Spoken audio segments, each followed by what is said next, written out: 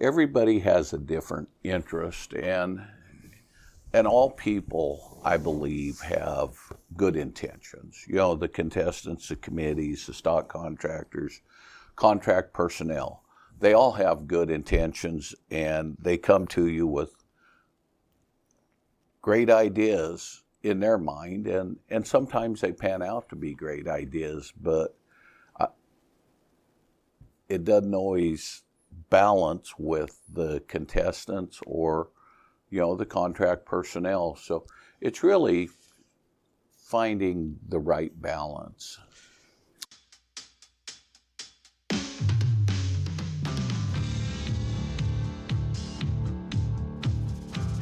This is Beyond the Chutes, as presented by Parasite System, helping vets help pets.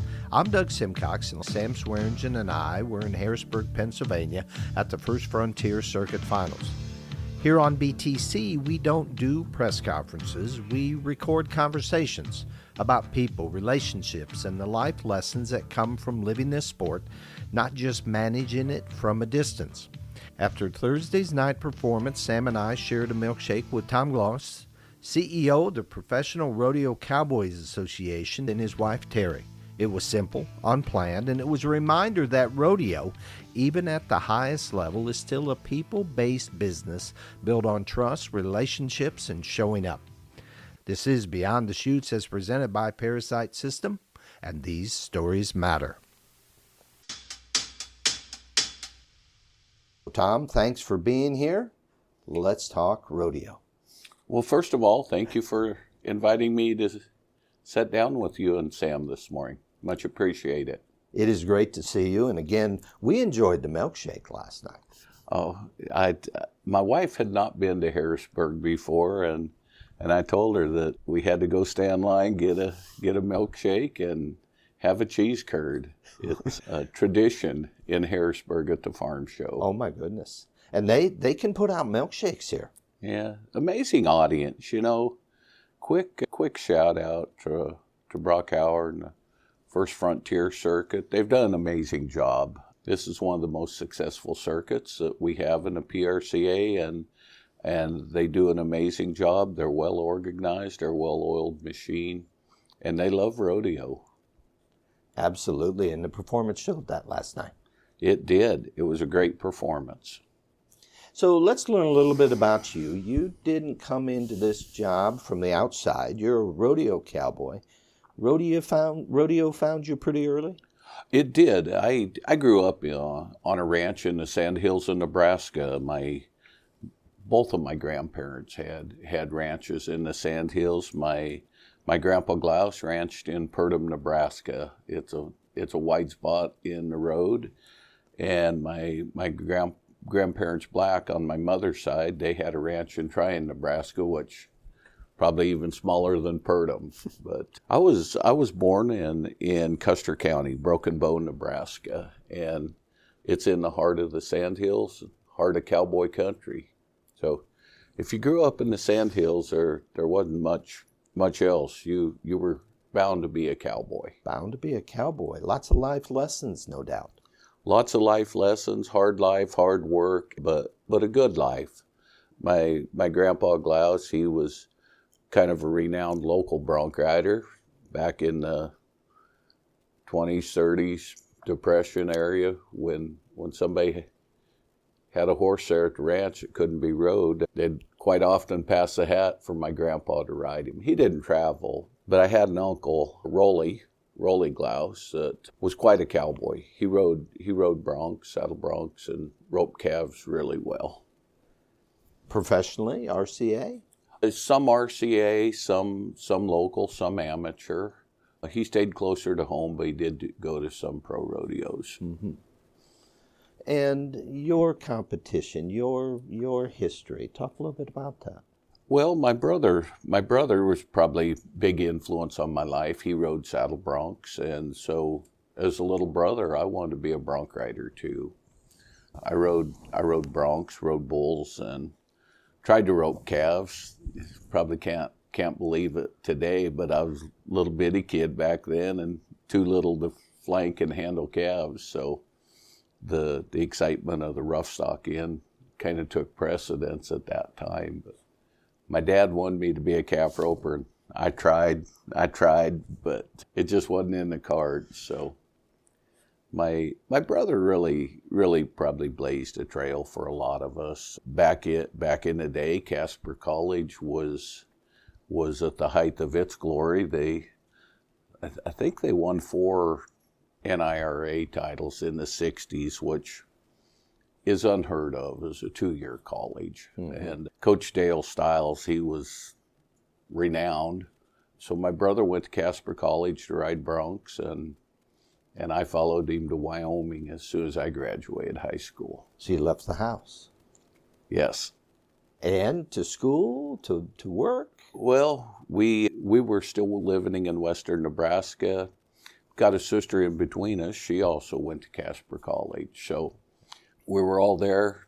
Ironically, my brother never left Casper. Still lives there, manages a large ranch, a 100,000-acre ranch for Coal Creek Sheep Company there, and has a big hunting business. They guide a lot of hunters. Oh, okay.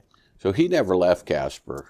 My sister and myself, we both only stayed there 2 years. But I got my first degree from Casper College, an associate's in business administration, and then we went to the University of Wyoming.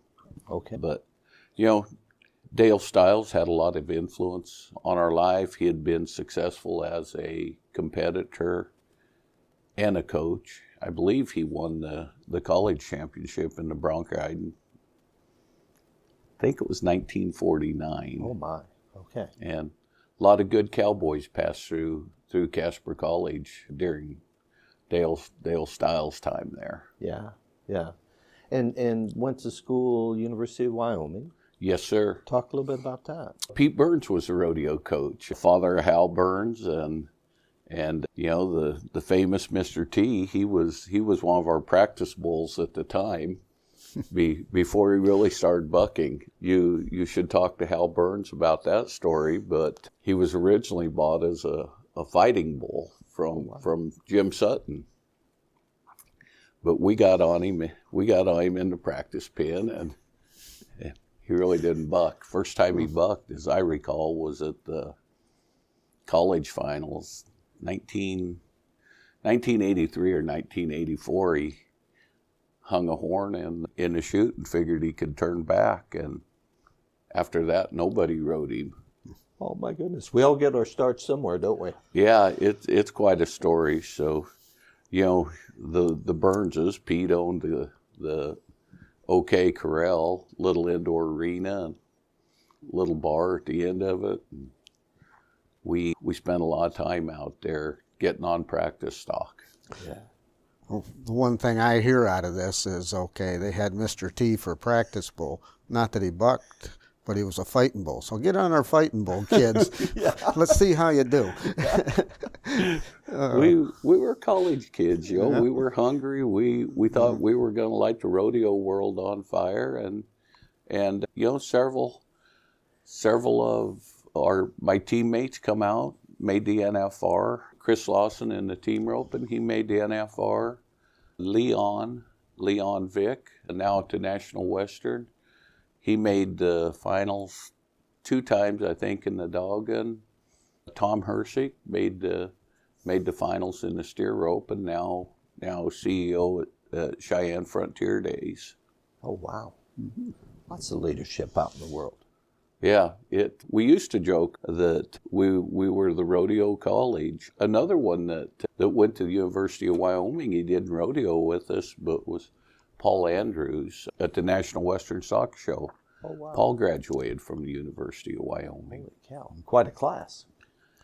It was. We were all there together, and we were probably overshadowed at the time, 1987. We made the 1986, 87, we made the Sweet 16 in the basketball NCAA tournament. So we had Fennis Dembo and Eric Lechner, and it was a fun time to go to school. It sounds like and it was small enough we all knew each other. That was the beauty of it. Yeah. And relationships, right?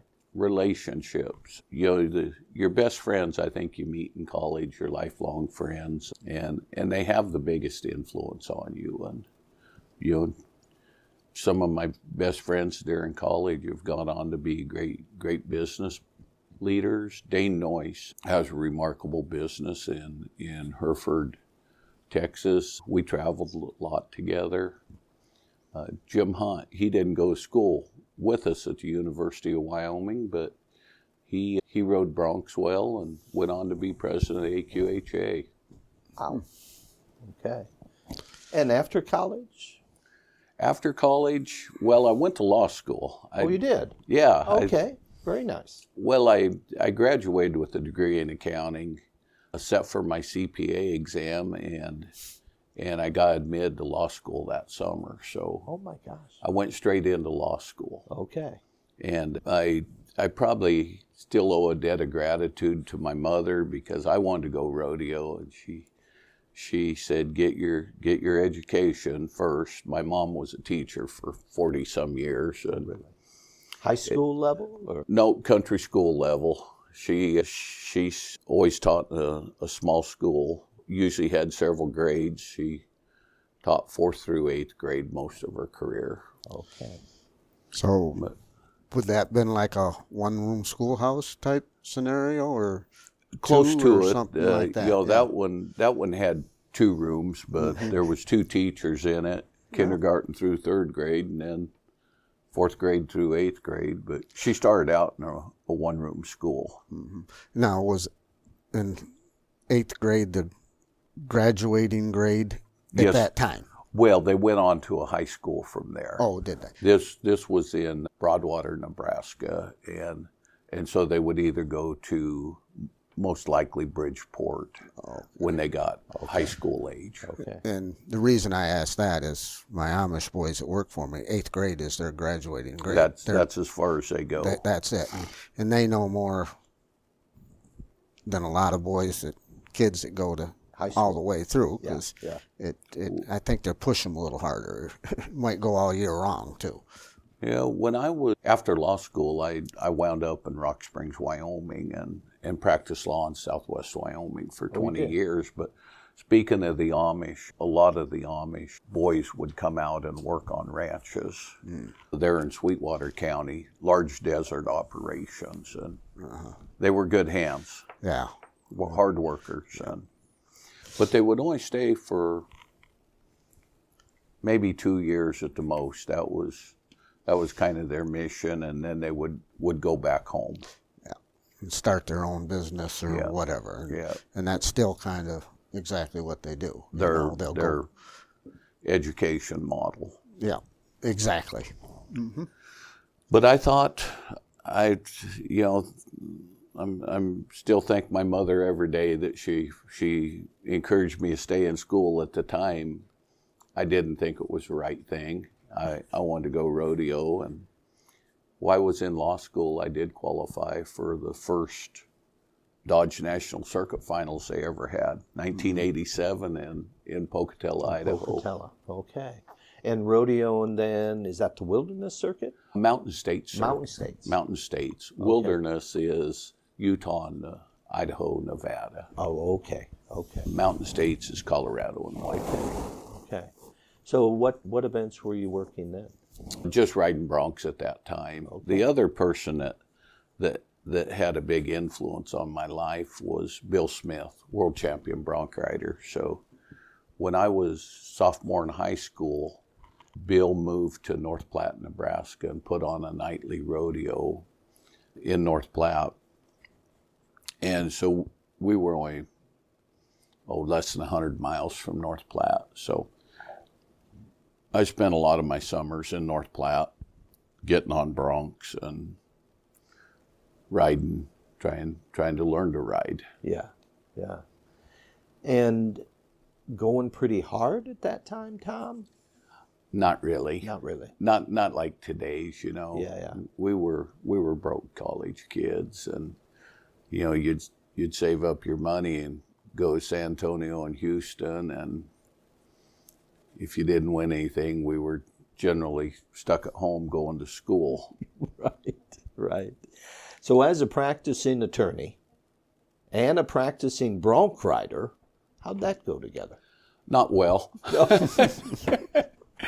I thought I could practice law and rodeo, and I did for a few years, but the reality came in 1991 at the National Western. I had a pretty decent horse drawn and had a court case that I thought was settled. It turned out it wasn't settled, and so I had to go to court, and by that time I did not have enough confidence in my riding to buy a plane ticket to Denver. I didn't have enough time to drive there. I'd planned to drive, but when that case unexpectedly wasn't settled, then I would have had to buy a ticket. That's when I knew that I was done. Okay. So were you a litigator? Yes. I trial attorney. We did litigation. Wonderful. Started out as a county prosecutor, and we tried a lot of cases and got a lot of trial experience. Okay. And when did you get involved in leadership in the circuit? Well, I was in Rock Springs 2008, 9, along at that time. Yeah. And how was that? It was good. It was eye-opening, Probably the first time I went from being a contestant to really understanding the other side of the business. The circuit was failing. When I took over the circuit, there was less than $3,000 in the bank account. Oh my. And that's when the board of directors come and ask if I would be president.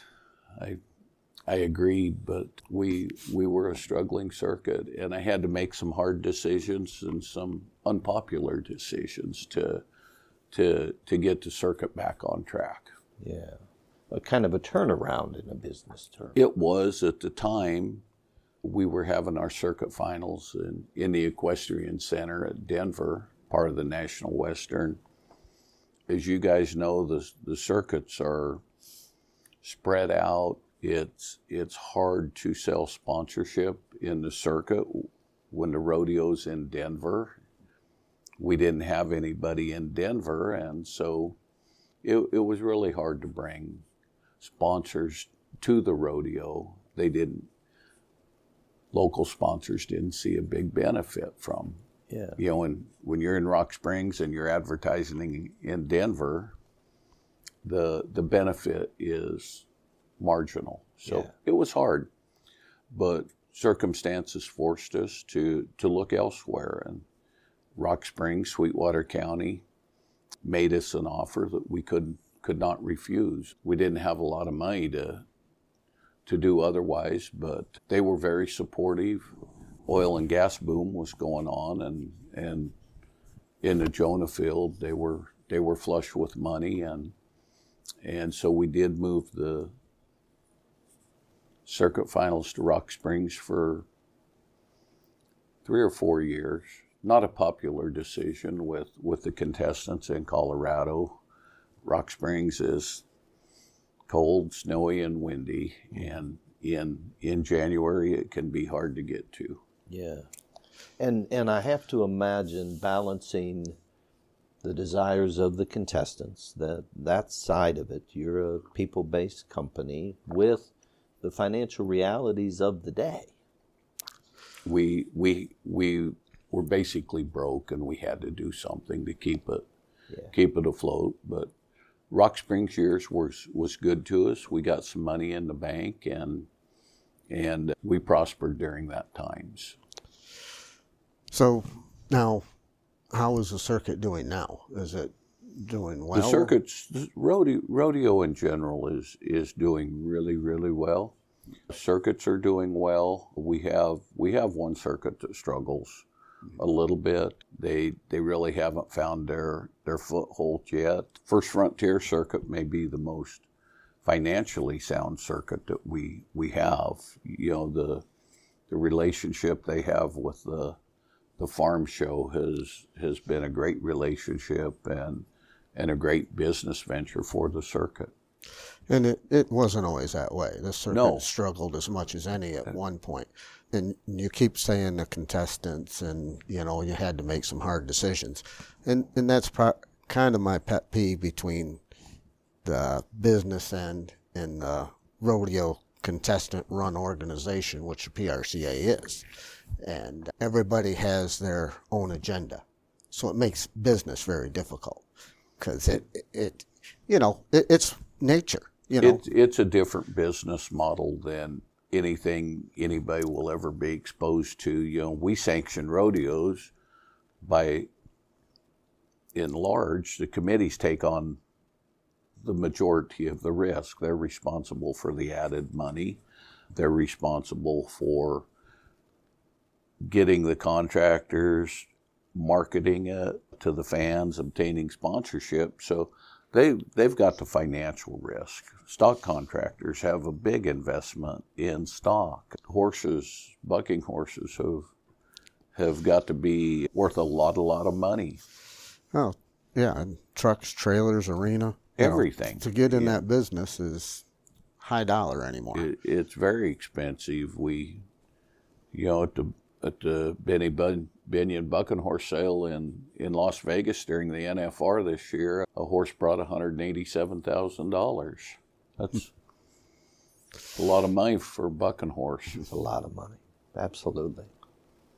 So, everybody has a different interest, and all people, I believe, have good intentions. The contestants, the committees, the stock contractors, contract personnel, they all have good intentions, and they come to you with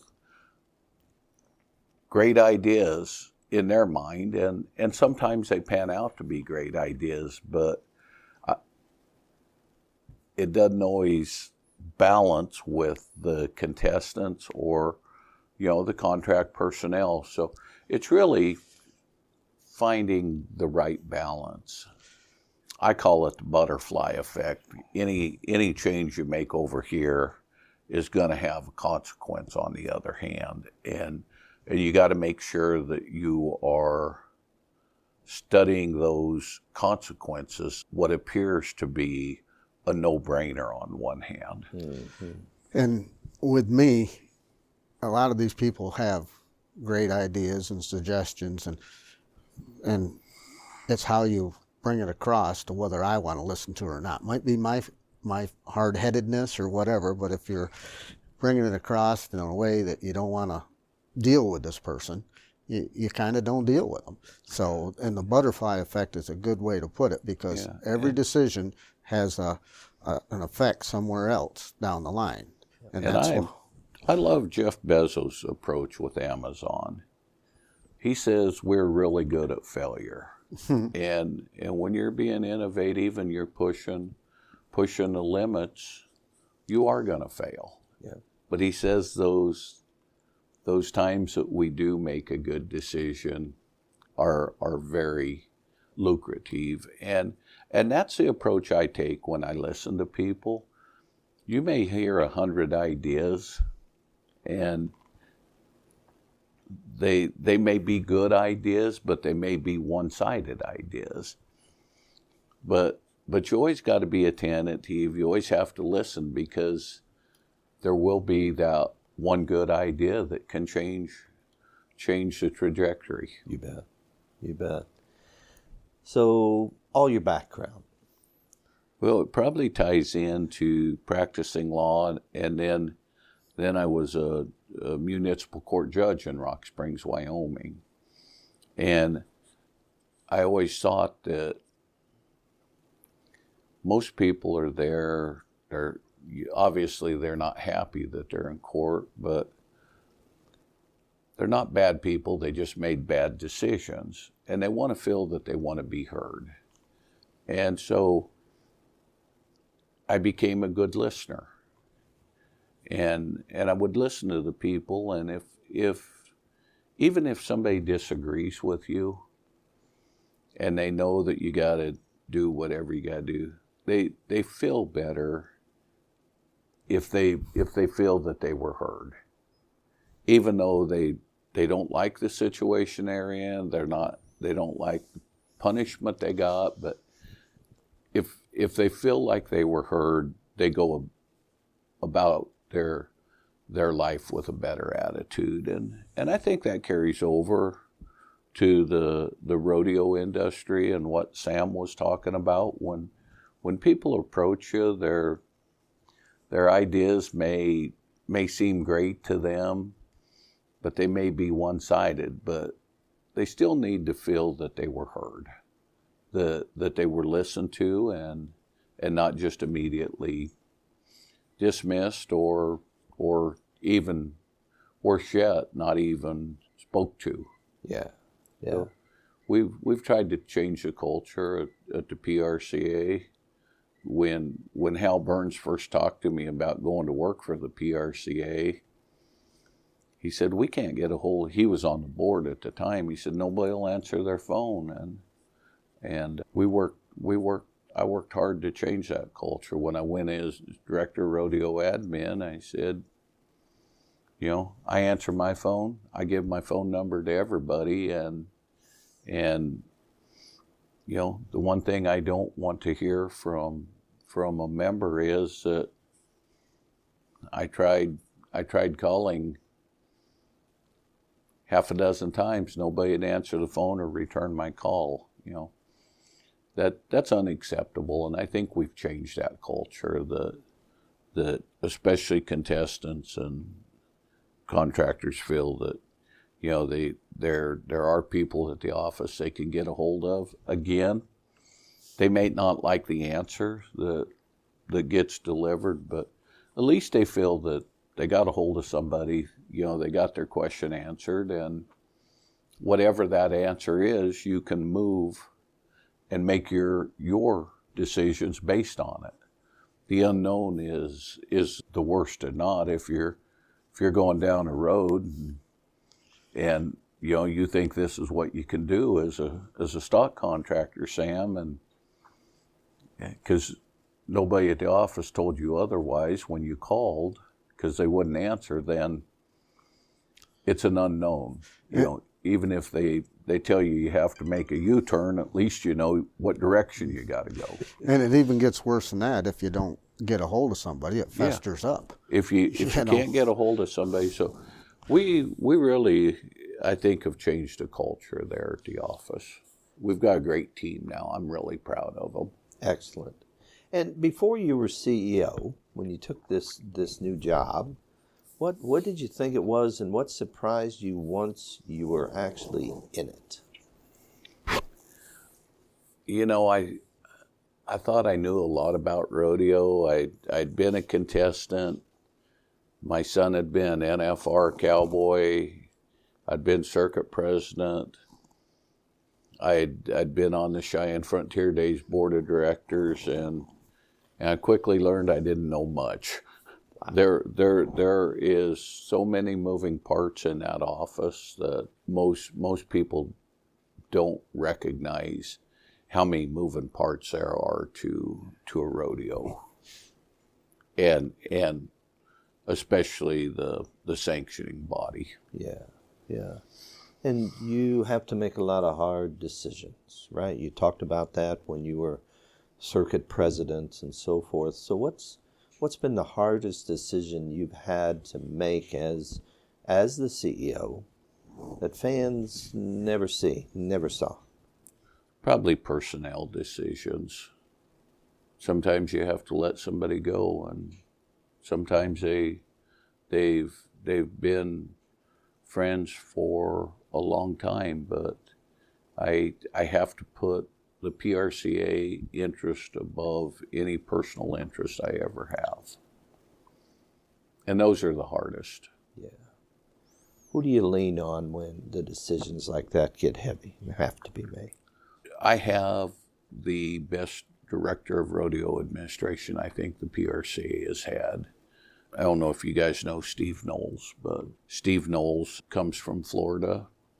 That was the hardest part of convincing come to Colorado was getting him out of Florida. But Steve Knowles was a pro official for over 20 years. And during that time, he judged a lot of rodeos, met a lot of contestants, and worked with a lot of committees. So, and he had credibility with the committees. He had credibility with the contestants. And that's really what attracted me to Steve to fill my former role as Director of Rodeo Administration, that he had connections and was well respected. And so Steve is really my right hand. I did give him a promotion and title to Chief Operating Officer. That's how much respect I have for his abilities and how important he is to our association. And with regard to the association, what does the PRCA need to protect at all costs? No matter how the sport evolves, what's the center of it all? Our reputation. You know, you can spend a lifetime creating your reputation, but it only takes one bad deal for your reputation to be called in question. So we talk about in leadership a lot that, how will this impact our reputation? How will the various factors of the business view what action we're taking? But I would say reputation, and that probably surprises you. You were maybe expecting something different, but reputation is what we value most, and we will protect our reputation. Yeah, and I think what came up in my mind as I asked that, you hit it, really probably tied to trust. Yeah. Reputation and trust, right? Integrity. Yeah, it all wraps into your reputation. You Yeah. have to have good integrity. You have to be trustworthy. Your word has to be good. And so it all wraps up or boils down to what our reputation is. Yeah, yeah. Now, yesterday at the meeting, you shared some great information with the athletes yesterday, and it really landed. When you look at the numbers and sanctioned rodeos, Procom entries, you spoke of those, total payouts, what do they tell you about the actual health of rodeo right now? They say we're on a great trajectory. Our fans and our sponsors like the product, and we've got a bright future ahead of us. What were some of those stats you shared? We paid out $78.5 million last year. We had 6,600 members, and we had 850 total events. 713, I believe, were full-scale rodeos. And the Procom entries? Oh my gosh, we're up to 144,000 entries, and we probably take another 30 or 40,000 entries for barrel racing and breakaway rope, and so we're approaching 200,000 entries. And you talked about money and some of the individual records that had been set by some of the contestants. Is it harder today to make a living rodeoing, or is it just different? It's probably harder because there is so much young talent out there. I mean, if we look at our bronc riders and our bull riders, I don't think there's ever been a generation of more talent than we have in the bronc riding right now. So it's hard to win a check in the bronc riding. If you win a check, you earned it because there is so much talent. So in terms of earning a living, it's still hard. Yeah. It's still hard. Those with that talent that have worked to achieve that level, I'm happy, I'm ecstatic that they're being rewarded for their efforts. And in terms of that, they're making a better living, I think, than the contestants were the previous decade. Yeah. And you cited some big numbers. Can you tell our listeners some of those numbers you talked about? Sure.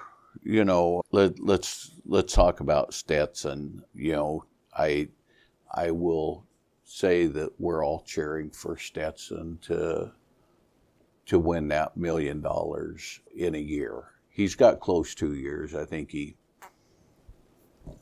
was right around $950,000 this year between the bronc riding and the bull riding. 2 years ago, 2023, won about that much. So hopefully 26 is the year that we see a cowboy win over $1 million. And you know, there's two of them that I would say have a really good shot at it, and that's Stetson Wright and Wacy Shawla. He is an amazing young talent in bareback riding and bull riding. But, you know, let's start at the lower level and work our way up.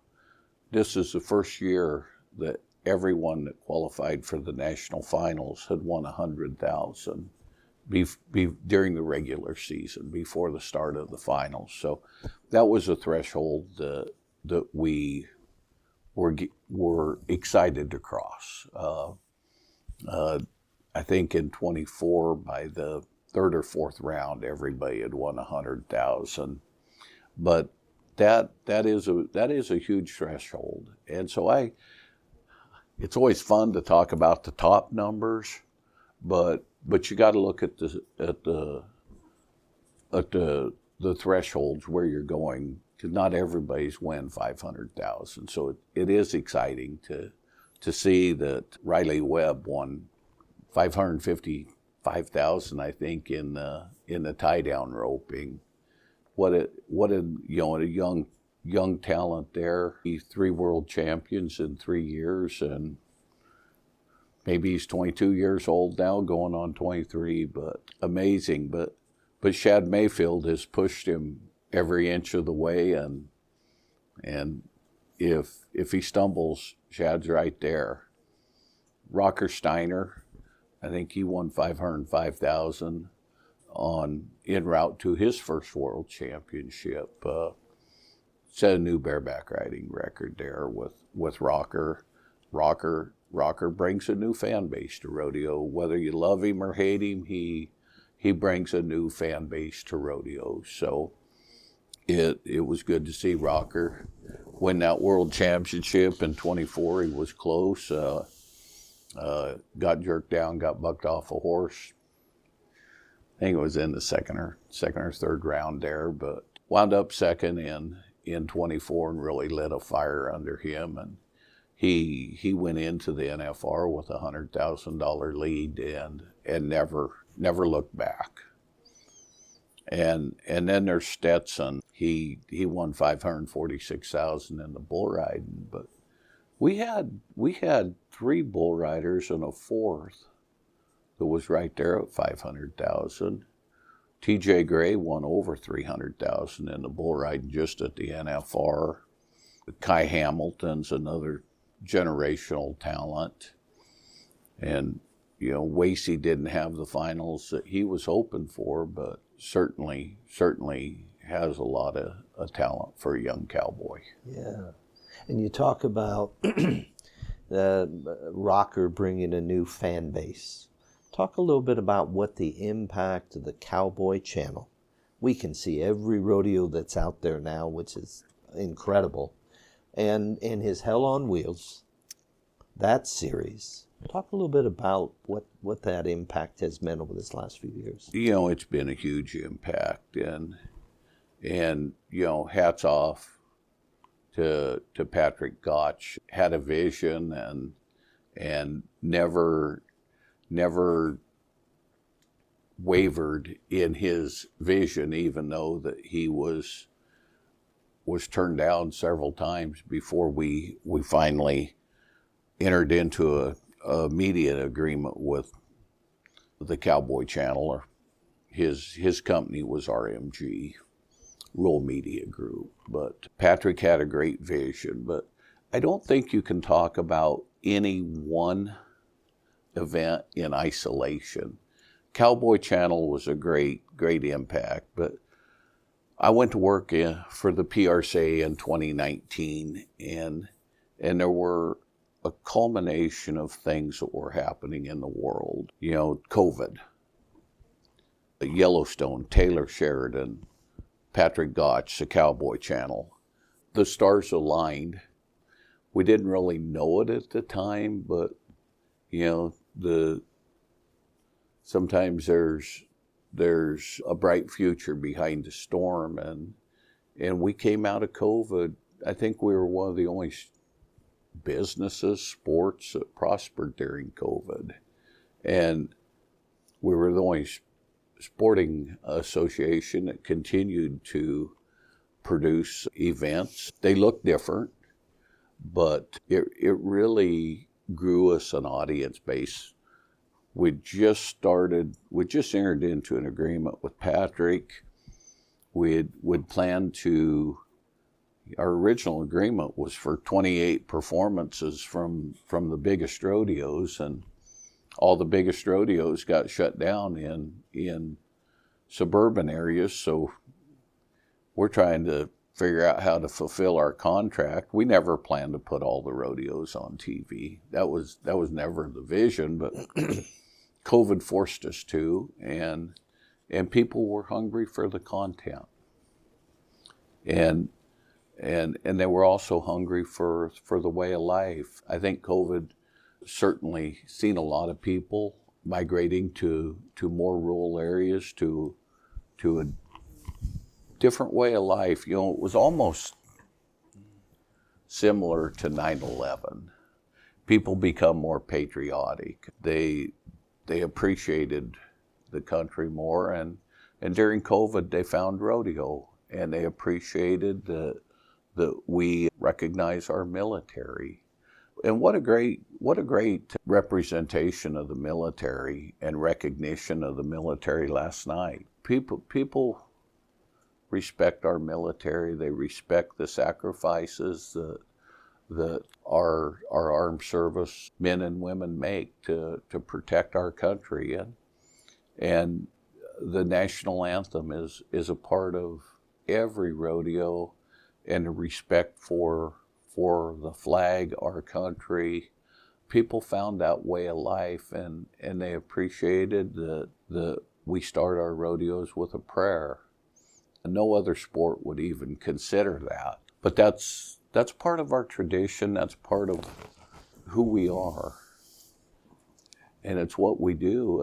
And you know, I understand that there's also a contingency of our population that doesn't agree with that or doesn't, but you know, it's our roots, and we're going to honor our roots and our people. So during COVID, we grew. We lost some membership. We lost a lot of rodeos, but in terms of growth, it was amazing. And you know, Taylor Sheridan, what a remarkable and talented individual, with creation of Yellowstone, all while this is going on and people are being exposed to Yellowstone on TV, and then they can watch a real rodeo on TV and they're like, we like this. and so our fan base grew, and I call it the circle of life for a rodeo. And whether you start, doesn't matter where you start on the circle, whether you start with the committees adding more money and attracting more contestants, better contestants, attracts more fans, attracts more sponsors, you know, it becomes a circle of life for a rodeo. You know, it'd be nice if you could just start over here with, you got more sponsors, which gives the committees more money, which attracts bigger and better contestants and more fans. but you have to start somewhere on that circle of life, and then it becomes perpetual. And right now we are in a perpetual phase. We're seeing new fans, we're seeing more fans, and the sponsors love that. They're seeing more people buy cowboy hats and cowboy boots than we've ever known. And in turn, committees are able to put more money in, and now we have contestants making more money than we ever dreamed possible. Wow. If today's young contestants could hear one thing from you, not as a CEO, but as someone who's lived this sport, and my goodness, listening to all of your experiences and your leadership, what's that one thing? What should it be? That one thing that these young contestants could hear from you? Hold on to your dreams. Never give up on your dream.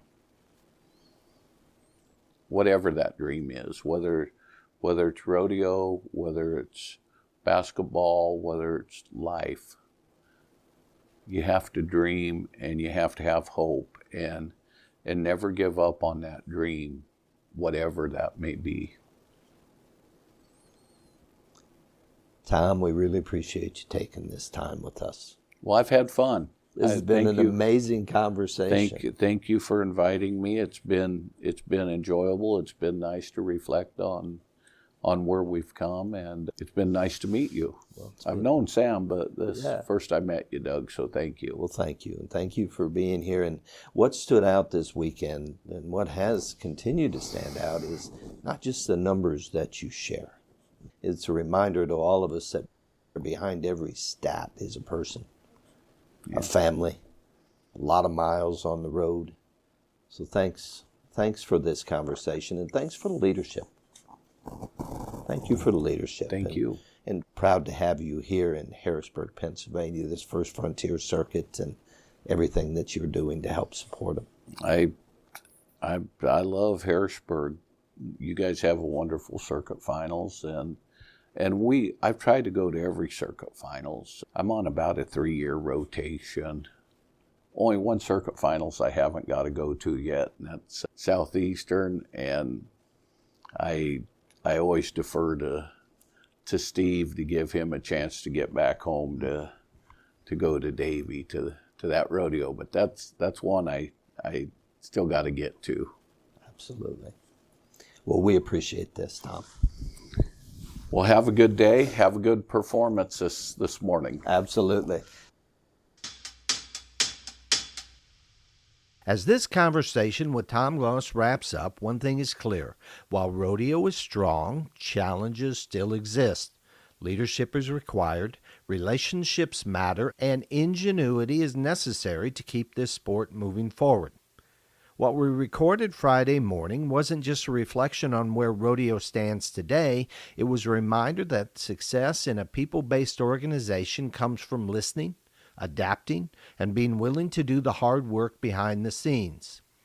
Tom spoke directly to that when he praised the First Frontier Circuit and Brock Hauer's leadership, pointing to a season where the circuit added a fourth performance and raised the $85,000 required to fund it. That didn't happen by accident. It happened because of relationships, trust, and people stepping up to lead.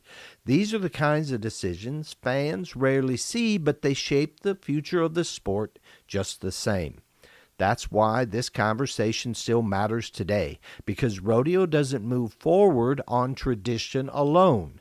It moves forward when people are willing to lead, work together, and solve problems when the answers aren't obvious. You've been listening to Beyond the Chutes, as presented by Parasite System, helping vets help pets. Before we wrap up, we've got something for all you rodeo road warriors out there. A good friend of ours, Mr. Stan Cromlish, has just a thing to make those long hauls a little smoother. Hey, rodeo road warriors! Stan Cromlish here from the Wandering Gypsy RV Life Podcast.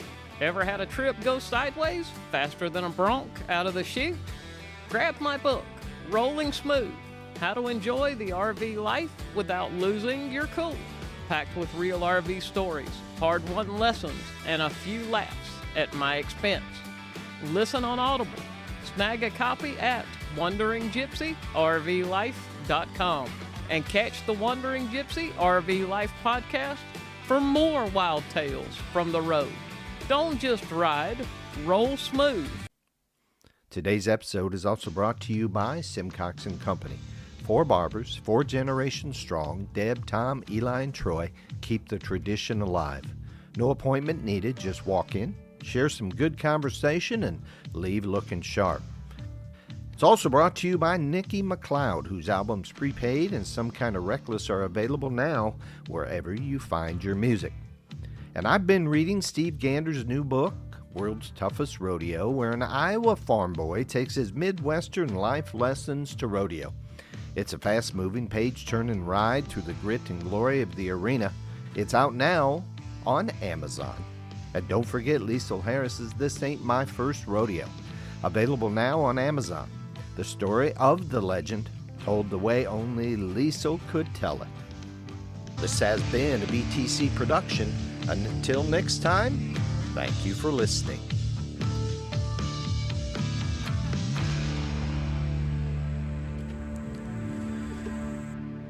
Come back!